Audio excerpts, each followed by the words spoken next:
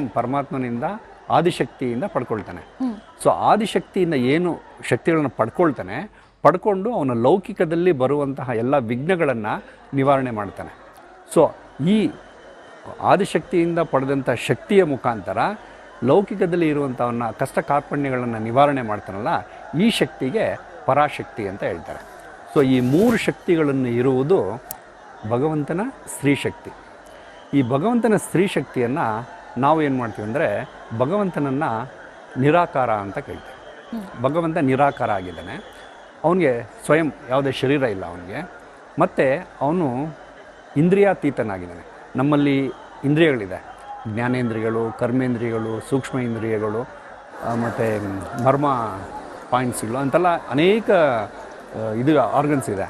So ಇದೆಲ್ಲನೂ ಭಗವಂತನಿಗಿಲ್ಲ. So ಅವನು ಇಂದ್ರಿಯಾತೀತ ಆಗಿದ್ದಾನೆ, ಅವನು ಯಜ್ಞಪತಿ ಆಗಿದ್ದಾನೆ.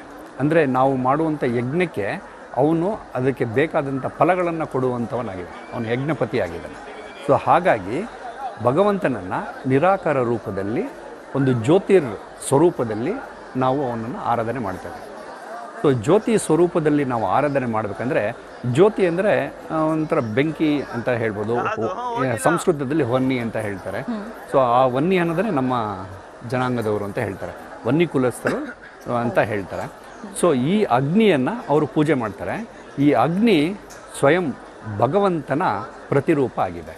ಸೊ ಈ ಸ್ವಯಂ ಭಗವಂತನ ಪ್ರತಿರೂಪ ಏನಿದೆ ಅದು ಅಗ್ನಿ ಸ್ವರೂಪವಾಗಿದೆ. ಸೊ ಅದನ್ನು ಇವರು ಹಸಿಕರಗದ ರೂಪದಲ್ಲಿ ಆರಾಧನೆ ಮಾಡ್ತಾರೆ. ಸೊ ಈ ಹಸಿಕರಗ ಏನಿದೆ ಇದು ಈ ರೂಪದಲ್ಲಿ ಇದೆ. ಸೊ ಇದು ತೋರಿಸೋದು ಚೆನ್ನಾಗಿದೆ ಅನಿಸುತ್ತೆ. ಸೊ ಈ ರೂಪದಲ್ಲಿ ಸ್ವಯಂ ಹಸಿಕರಗವನ್ನು ಈ ರೂಪದಲ್ಲಿ ತೋರಿಸ್ತಾರೆ. ಸೊ ಇದು ಸ್ವಯಂ ಭಗವಂತನ ರೂಪ ಅಂತ ನಾವು ಕೊಟ್ಟಿರೋದು. ಇದನ್ನು ನಿರಾಕಾರ ರೂಪ ಅಂತ ಹೇಳಿದೆ. ಈ ನಿರಾಕಾರ, ನಿರ್ವಿಕಾರ, ನಿರಂಕಾರಿ, ನಿರ್ಮೋಹಿಯಾಗಿರುವಂಥ ಭಗವಂತ ಗುಣಾತೀತನಾಗಿದ್ದಾನೆ. ಸೊ ಆ ಗುಣಾತೀತನಾದ್ದರಿಂದ ಅವನಿಗೆ ಜನನ ಮರಣ ಚಕ್ರದಲ್ಲಿ ಅವನು ಬರೋದಿಲ್ಲ. ಸೊ ಅಂತಹ ಪರಮಾತ್ಮನನ್ನು ನಿರಾಕಾರ ರೂಪದಲ್ಲಿ ಆಹ್ವಾನ ಮಾಡಿ ಕರ್ಕೊಂಡು ಬರೋದೇ ಹಸಿಕರಗ. ಬಹಳ ವಿಶೇಷ ಈ ಕರಗ, ಅದರಲ್ಲೂ ಕೂಡ ಬಹಳ ಇತಿಹಾಸ ಇದೆ. ಇತಿಹಾಸವನ್ನು ತಿಳಿಯೋದಕ್ಕೂ ಮೊದಲು ಈ ಕರಗ ಅಂತ ಏನು ಅನ್ನೋದನ್ನು ಬಹಳ ಸವಿಸ್ತಾರವಾಗಿ ಹೇಳಿದ್ರಿ. ಅದರ ಜೊತೆಯಲ್ಲಿ ಹಸಿ ಕರಗವನ್ನು ಇದೇ ರೂಪದಲ್ಲಿ ಇರಬೇಕು. ಯಾಕಂದರೆ ಈ ಅನೇಕ ದೇವಸ್ಥಾನಗಳಲ್ಲಿ ನಾವು ಗಮನಿಸ್ತೀವಿ, ಈ ತಲೆ ಮೇಲೆ ಕಲಶವನ್ನು ಹೊರೋದಾಗಿರ್ಬೋದು ಅಥವಾ ದೇವರನ್ನ ಹೊರೋದಾಗಿರ್ಬೋದು, ಒಂದು ರೂಪದಲ್ಲಿ ಹೊರಲಾಗುತ್ತೆ. ನೀವಾಗಲೇ ಹೇಳಿದ್ರೆ ನಿರಾಕಾರ ಅಂತ. ಇದೇ ರೀತಿಯಲ್ಲಿ ಮಾಡಬೇಕು, ಒಳಗಡೆ ಮಡಕೆ ಇಟ್ಟು ಅದರ ಮೇಲೆ ಹೂ ಹಾಕಿ. ಈ ಸಂಪ್ರದಾಯ ಬೆಳೆದುಕೊಂಡು ಬಂದಿದ್ದು ಹೇಗೆ, ಯಾಕೆ, ಅದರ ಪ್ರಾಮುಖ್ಯತೆ ಏನು ಅಂತ? ಆ್ಯಕ್ಚುಲಾಗಿ ಸ್ವಯಂ ಭಗವಂತ ಏನಿದ್ದಾನೆ, ಇದು ಆ್ಯಕ್ಚುಲಾಗಿ ಈ ಹಬ್ಬ ಮಾಡೋದು ಏನಕ್ಕಂದರೆ ಆದಿಶಕ್ತಿ ನಮಗೆ ಆಶ್ವಾಸನೆ ಕೊಟ್ಟಿರ್ತಾರೆ, ವರ್ಷದಲ್ಲಿ 3 ಸಲ ಬರ್ತೀನಿ ಅಂತ. ಸೊ ಈ ಶಕ್ತಿಯ ರೂಪದಲ್ಲಿ ಈ ಭೂಮಿಯಲ್ಲಿ ಅವತರಣೆ ಮಾಡ್ತಾರೆ. ಸೊ ಈ ಅವತರಣೆ ಮಾಡಿದಾಗ ಅವರಿಗೆ ಯಾವುದೇ ಶರೀರ ಇರೋದಿಲ್ಲ. ನಾನು ಆಗಲೇ ಹೇಳ್ದಂಗೆ ಅವ್ರಿಗೆ ಶರೀರ ಇರೋದಿಲ್ಲ, ಯಾವುದೇ ಇಂದ್ರಿಯಗಳು ಇರೋದಿಲ್ಲ. ಸೊ ಆ ಥರ ಇರುವಂತಹ ಒಂದು ವಿಶೇಷವಾದ ಶಕ್ತಿ ಭೂಮಿಯಲ್ಲಿ ಅವತರಣೆ ಆಗುತ್ತೆ. ಸೊ ಈ ಭೂಮಿನಲ್ಲಿ ಅವತರಣೆ ಆಗಬೇಕಂತ ಹೇಳಿದ್ರೆ ಅದಕ್ಕೆ ಯಾವುದನ್ನ ಒಂದು ಮಾಧ್ಯಮ ಬೇಕು, ಮಾಧ್ಯಮದ ಮುಖಾಂತರ ಬರ್ತಾರೆ. ಅದಕ್ಕೆ ಸ್ವಯಂ ಭಗವಂತ ಅಂತಲೇ ಹೇಳ್ತಾರೆ. ಈ ಆದಿಶಕ್ತಿನ ಭಗವಂತನೇ ಅಂತ ಹೇಳ್ತಾರೆ. ಆ ಭಗವಂತ ಏನು ಮಾಡ್ತಾನೆ, ಈ ಧರೆಗೆ ಬಂದಾಗ ಪರಕಾಯ ಪ್ರವೇಶ ಮಾಡ್ತಾನೆ. ಅಂದರೆ ಇಲ್ಲಿ ಭೂಲೋಕದಲ್ಲಿ ಇರುವಂತಹ ಒಂದು ಪುರುಷ ಮಾಧ್ಯಮದಲ್ಲಿ ಪರಕಾಯ ಪ್ರವೇಶ ಮಾಡಿ ಈ ಜ್ಞಾನವನ್ನು ಕೊಡ್ತಾನೆ. ಅಂದರೆ ಈ ಸೃಷ್ಟಿಯ ಆದಿ ಮಧ್ಯ ಅಂತ್ಯ ಜ್ಞಾನ ಏನಿದೆ ಈ ಜ್ಞಾನವನ್ನು ಕೊಡ್ತಾನೆ. ಸೊ ಹೀಗೆ ಆ ಪರಮಾತ್ಮ ಭಗವಂತನೇ ಈ ಧರೆಗೆ ಬಂದಾಗ ಅವನು ನಿರಾಕಾರ ರೂಪದಲ್ಲಿ ಬಂದಿರ್ತಾನೆ. ಬಂದಾಗ ಈ ಪುರುಷ ಮಾಧ್ಯಮ ಏನಿದೆ ಈ ಮಾಧ್ಯಮದಲ್ಲಿ ಈ ಶರೀರದಲ್ಲಿ ಆತ್ಮ ಅನ್ನೋದು ಇದ್ದೇ ಇರುತ್ತೆ ಪ್ರತಿಯೊಬ್ಬರು. ಸೊ ಈ ಆತ್ಮದ ಎಡಭಾಗದಲ್ಲಿ ಭಗವಂತ ಕುತ್ಕೊಳ್ತಾನೆ. ಭಗವಂತನ ಆತ್ಮ ಅಂದರೆ ಪರಮಾತ್ಮ ಅಂತ ಹೇಳ್ಬೋದು. ಸೊ ಅದು ಕುಳಿತುಕೊಂಡು ಈ ಮಾಧ್ಯಮವನ್ನು ಬಲಗೈ ಬಂಟನನ್ನಾಗಿ ಮಾಡ್ಕೊಳ್ತಾರೆ. ಸೊ ಈ ಬಲಗೈ ಬಂಟನನ್ನಾಗಿ ಮಾಡಿಕೊಂಡಾಗ ಏನಾಗುತ್ತೆ, ಈ ಕರಗಕ್ಕೆ ಬಲಭಾಗದಲ್ಲಿ ಪೂಜಾರಿ ಆತ್ಮ ಇರುತ್ತೆ, ಎಡಭಾಗದಲ್ಲಿ ಸ್ವಯಂ ಭಗವಂತ ಇರ್ತಾನೆ. ಸೊ ಆದುದರಿಂದ ಹಸಿ ಕರಗವನ್ನು ನಾವು ಎಡಗೈಯಲ್ಲಿ ಕೊಡ್ತೇವೆ, ಲೆಫ್ಟ್ ಹ್ಯಾಂಡ್ ಸೈಡಲ್ಲಿ ಕೊಡ್ತೇವೆ. ಲೆಫ್ಟ್ ಹ್ಯಾಂಡ್ ಸೈಡಲ್ಲಿ ಕೊಟ್ಟು ಆ ಕರಗವನ್ನು ಈ ನಮ್ಮ ಜ್ಞಾನ ಆಜ್ಞಾ ಚಕ್ರ ಏನಿದೆ, ಈ ಆಜ್ಞಾ ಚಕ್ರಕ್ಕೆ ಸರಿಯಾದ ಸಮಾನಾಂತರದಲ್ಲೇ ಹಸಿ ಕರಗದ ಹೈಟ್ ಇರುತ್ತೆ. ಸೊ ಆ ಹೈಟಲ್ಲಿ ಇಟ್ಕೊಂಡಿರ್ತವೆ.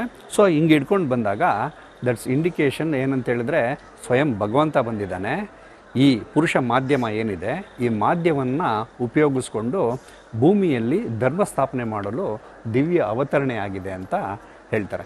ಸೊ ಈ ದಿವ್ಯ ಅವತರಣೆ ಆಗಿದ್ದನ್ನೇ ನಾವು ಹಸಿ ಕರಗ ಅಂಥೇಳಿ ಲೆಫ್ಟ್ ಹ್ಯಾಂಡ್ ಸೈಡಲ್ಲಿ ಕೊಟ್ಟು, ಊರಿನ ಹೊರಗಡೆ ಇರುವಂತಹ ಒಂದು ಸರೋವರ ಆಗ್ಬೋದು, ನದಿ ಆಗ್ಬೋದು, ಇಲ್ಲ ಸಮುದ್ರ ತೀರದಲ್ಲಿಂದ ಮಾಡ್ತಾ ಇದ್ದಾರೆ.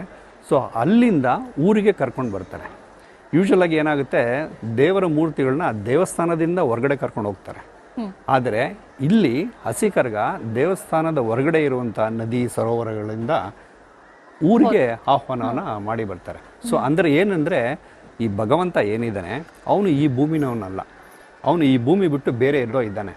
ಅವನು ಇರುವಂಥ ಸ್ಥಾನವನ್ನು ಪರಂಧಾಮ ಅಂತ ನಾವು ಪುರಾಣಗಳೆಲ್ಲ ಕೇಳ್ತೇವೆ. ಸೊ ಆ ಪರಂಧಾಮದಿಂದ ಅವನ ದಿವ್ಯ ಅವತರಣೆ ಆಗಿದೆಯಲ್ಲ, ಸೊ ಆ ದಿವ್ಯ ಅವತರಣೆ ಆಗಿದ್ದನ್ನು ಈ ಹಸಿ ಕರಗ ಎನ್ನುವ ಹಬ್ಬದ ಮುಖಾಂತರ ಆಚರಣೆ ಮಾಡ್ತೇವೆ. ಬಹಳ ವಿಶೇಷವಾಗಿದೆ, ಕೇಳೋದಕ್ಕೂ ಕೂಡ ಬಹಳ ಸೊಗಸಾಗಿ ಅನ್ಸುತ್ತೆ. ಇದ್ರ ಜೊತೆಲಿ ನೀವಾಗಲೇ ಹೇಳ್ತಾ ಇದ್ರಿ ಅರ್ಧನಾರೀಶ್ವರ ವಿಚಾರ.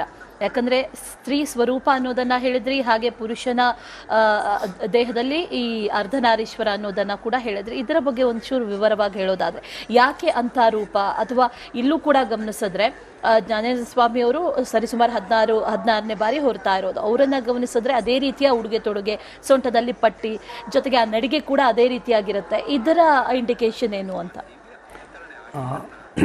ಇವಾಗ ನೀವು 2 ಕರಗವನ್ನು ತೋರಿಸ್ತದೆ. ಒಂದು ಹಸಿ ಕರಗ, ನೀವು 2 ದಿವಸ ಮುಂಚೆ ಮಾಡಿದ್ವಿ, ಈಗ ಹೂವಿನ ಕರಗ.